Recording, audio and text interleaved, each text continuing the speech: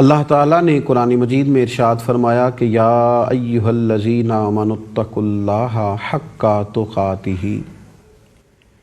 اے ایمان والو اللہ سے ڈرو جتنا کہ ڈرنے کا حق ہے، ولا تموتن الا وانتم مسلمون، اور ہرگز نہ مرنا مگر اس حال میں کہ تم مسلمان ہو، یعنی مرتے دم تک مسلمان رہنا۔ انسان اپنے دل میں جب کسی خوف کو، کسی خشیت کو محسوس کرتا ہے نا، تو وہ محسوس کرتا ہے کہ میرے اعمال پر پہرا لگا ہوا ہے، مجھے کوئی دیکھ رہا ہے۔ نتیجہ یہ ہوتا ہے کہ بہت سارے شر کے کاموں سے، بہت سارے برائی کے کاموں سے، بہت ساری نافرمانیوں سے وہ بچ جاتا ہے۔ آپ دیکھ لیجئے کہ انسان کی اس کمزوری کے سبب سے پوری دنیا میں ایک رواج قائم کیا گیا اور جگہ جگہ لکھا گیا خبردار کیمرے کی آنکھ آپ کو دیکھ رہی ہے۔ یہ کیوں؟ کہ انسان کے اندر یہ کمزوری ہے کہ جب کسی چیز کی خشیت اس کے دل میں ہوتی ہے نا، جب کسی چیز سے وہ ڈر رہا ہوتا ہے، اس کا لازمی نتیجہ یہ نکلتا ہے کہ وہ گناہ سے، بدی سے، نافرمانی کے کام سے اپنے آپ کو روکتا ہے۔ لیکن یاد رکھیے ہم ہیں مسلمان، ہمیں یہ کہا گیا ہے کہ تم نے کسی سے نہیں ڈرنا، صرف اپنے رب سے ڈرنا، لیکن رب سے اتنا ڈرنا ہے جتنا ڈرنے کا حق ہے۔ اور ہمیں یہ کہا گیا ہے کہ تم اس رب کے ماننے والے ہو جسے نہ اونگ آتی ہے نہ نیند آتی ہے، ہر وقت تمہیں دیکھتا ہے، حی ہے، قیوم ہے۔ تم اپنے دل کے اندر اپنے اس رب کی خشیت پیدا کرو، تم اپنے مالک سے ڈرو، تم ایک تصور بناؤ کہ میرا رب مجھے دیکھ رہا ہے۔ نتیجہ کیا ہوگا کہ صرف جلوت ہی نہیں، تنہائی بھی پاک ہو جائے گی۔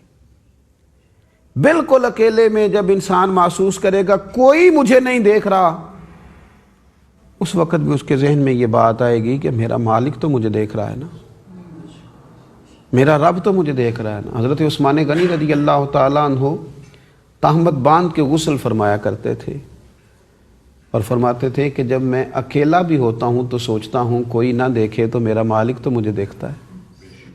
تنہائی کو پاکیزہ کیا جا سکتا ہے، لیکن تصور یہ باندھا جائے کہ مجھے میرا اللہ دیکھ رہا، اور خشیت پیدا کی جائے، اپنے دل کے اندر اس کا خوف رکھا جائے، اور انسان کبھی کبھی اس خوف کو پوری طرح ملاحظہ کرے۔ اگرچہ ایمان خوف اور امید کی درمیانی کیفیت کا نام ہے، اللہ سے ڈرنا بھی ہے اور اس کی رحمت کی امید بھی رکھنی ہے، اس کی درمیانی کیفیت کا نام ایمان ہے۔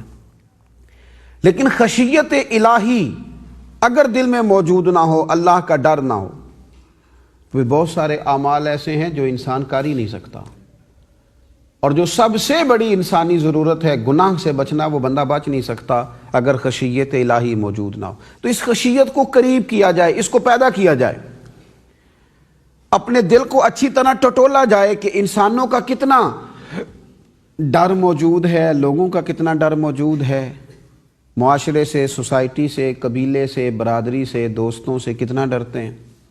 بلکہ میں تو ایسے لوگوں کو جانتا ہوں جو ماں باپ ہو کے اولاد سے ڈرتے ہیں، استاد ہو کے شاگردوں سے ڈرتے ہیں، شیخ ہو کے مریدوں سے ڈرتے ہیں، اللہ ماشاء اللہ۔ تو جب انسانوں کا اتنا ڈر ہے، معاشرے کا اتنا ڈر ہے، تو پھر اپنے آپ کو ٹٹول کے دیکھا جائے نا، مالک کا کتنا ڈر ہے۔ میرے رسول پاک صلی اللہ تعالی علیہ وسلم فرماتے ہیں کہ اللہ تعالیٰ فرماتا ہے مجھے اپنی عزت کی قسم، میں اپنے بندے پر دو خوف اور دو امن کبھی بھی اکٹھے نہیں کروں گا۔ فرمایا اگر وہ مجھ سے دنیا میں خوف رکھے گا تو میں قیامت کے دن اسے امن سے رکھوں گا۔ اگر یہاں ڈر گیا، یہاں ڈر گیا، یہاں سمجھ گیا بات، تو وہاں امن میں رہے گا، پھر وہاں خوف میں نہیں رکھا جائے گا۔ اور اگر وہ مجھ سے دنیا میں بے خوف رہے گا تو پھر میں قیامت کے دن اسے خوف میں مبتلا کر دوں گا، پھر وہاں ڈرایا جائے گا۔ تو اس کے لیے بہت اچھا تھا، اس کے لیے بہت عمدہ تھا، اس کے لیے بہت بہتر تھا دنیا میں رہ کے اپنے رب سے ڈر جاتا۔ اور حضرت مولا علی شیر خدا فرماتے ہیں،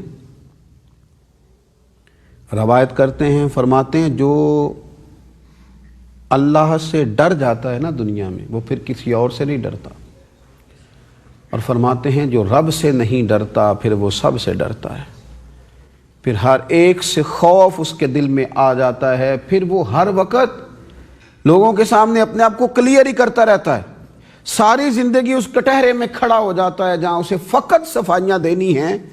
ایسا نہ کرے کہ اپنے رب سے ڈر جائے، اسے اپنی صفائی صرف اپنے مالک کے حضور دینی پڑے، کہیں اور اسے کچھ کہنا ہی نہ پڑے، اپنے دل میں اس خوف کو، اس خشیت کو، اس درد کو پیدا کیا جائے، اور وہ درد جب دل میں پیدا ہو جاتا ہے اور انسان اپنے مالک سے ڈرنے لگتا ہے تو یہی اس کے لیے راہ نجات۔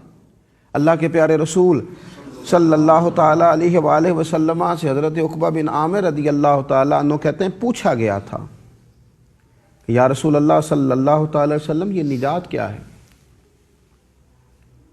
نجات کیسے ملے گی؟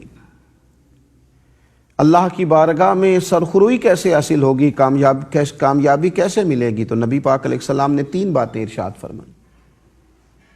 ایک تو سرور کائنات علیہ السلام نے فرمایا اپنی زبان کو بری باتوں سے روکے رکھو، یہ کامیابی کے لیے پہلی ضرورت ہے۔ زبان کو فقط خیر میں استعمال کرنا، اسے بری باتوں سے بچا لینا، یہ نجات کے لیے پہلی ضرورت ہے تمہاری۔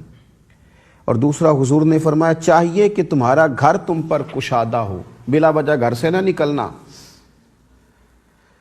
اپنے گھر کو لازم پکڑ لینا، گھر کے اندر بیٹھنا، عبادت کرنا، اپنے گھر کو کشادہ سمجھ لینا۔ اور تیسرا حضور نے نجات کے لیے فرمایا اپنے گناہوں پر شرمندہ ہو کے رویا کرنا۔ اگر کسی کو یہ شرمندگی اور یہ آنسو میسر آ جائیں، ایک دوست نے مجھے کہا تھا کہ مجھے غصہ بہت آتا ہے، تو میں نے ان سے کہا تھا مجھے بھی بہت آتا ہے، پر اپنے گناہوں پر آتا ہے، اپنی غلطیوں پر آتا ہے، اپنی خطاؤں پر آتا ہے۔ وہ بہت ساری چیزیں جن کو ٹھیک کرنے کا ارادہ کرتے ہیں پھر نہیں کر پاتے، ان پر آتا ہے۔ اپنے گناہوں پر جسے رونا نصیب ہو جائے، جسے اپنی خطائیں، حضرت مجدد الفسانی رحمۃ اللہ علیہ فرماتے جسے دید قصور مل جائے، بڑا خوش نصیب آدمی ہے۔ حضور یہ دید قصور کیا ہے؟ فرمایا جسے اپنے گناہ نظر آنے لگ جائیں، دوسروں کے تو بہت دکھائی دیتے ہیں، بہت واضح نظر آتے ہیں، بہت ان کے دلائل آنکھوں کے سامنے ہوتے ہیں، پر وہ خوش بخت، خوش نصیب ہے اسے اپنی غلطیاں نظر آئیں، اسے اپنے گناہ دکھائی دیں، جس کی توجہ اپنی غلطیوں کی جانب چلی جائے وہ بڑا خوش بخت آدمی۔ نبی اکرم صلی اللہ تعالیٰ علیہ وسلم نے فرمایا اپنے گناہوں پر اگر تم روتے ہو تو یہ راہ نجات ہے۔ اور کتنا رونا ہے؟ حضور علیہ الصلوۃ والسلام ارشاد فرماتے ہیں کہ اگر تمہارے آنکھوں سے اللہ کے خوف سے، رب کی خشیت سے اتنا بھی آنسو نکل آیا جتنا مکھی اور مچھر کا پر ہوتا ہے، آپ اس مثال کو سمجھیے کتنا کو بڑا پر ہوتا ہے مکھی کا، اگر ایک مکھی کے پر کے برابر تمہاری آنکھ سے وہ قطرہ نکلا آنسو کا جو فقط اللہ کے خوف سے ہو، کتنا روئے مال کے لیے، کتنا روئے لوگوں کی بے وفائی پر، کتنا روئے اولاد کے لیے، کتنا روئے اپنے دوستوں کے لیے، اتنا آنسو جتنا مچھر مکھی کا پر ہے نکلے اللہ کے خوف سے۔ تو حضور فرماتے ہیں جس طرح گائیں بھینس کے بکری کے تھنوں سے نکلا ہوا دودھ واپس تھنوں میں نہیں نہ جا سکتا، اسی طرح جو اتنا بھی اللہ کے خوف سے رو دے جتنا مکھی کا پر ہوتا ہے پھر وہ بندہ جہنم میں نہیں جا سکتا، سبحان اللہ، اس کے لیے فیصلہ کرم ہو گیا۔ یہ مثال ہمیں بتاتی ہے کہ لوگ تو اتنا بھی نہیں روتے اللہ کے خوف سے جتنا مکھی کا پر ہوتا ہے، دنیا کی ضروریات کے لیے، دنیا کے بکھیڑوں کے لیے، دنیا کے نظام زندگی کے لیے تڑپ جاتے، پھوٹ پھوٹ کے روتے ہیں، کاش اس کریم کے لیے بھی آنسو۔ اچھا یہ جو خشیت ہے نا اللہ کی، یہ اللہ کے بندوں کا خاص خزانہ ہے۔ اللہ کے نیک بندے، صوفیاء کرام، اولیاء کرام، مفسرین، محدثین، ان کی زندگی کا خاص خزانہ ہے یہ خشیت الہی، خاص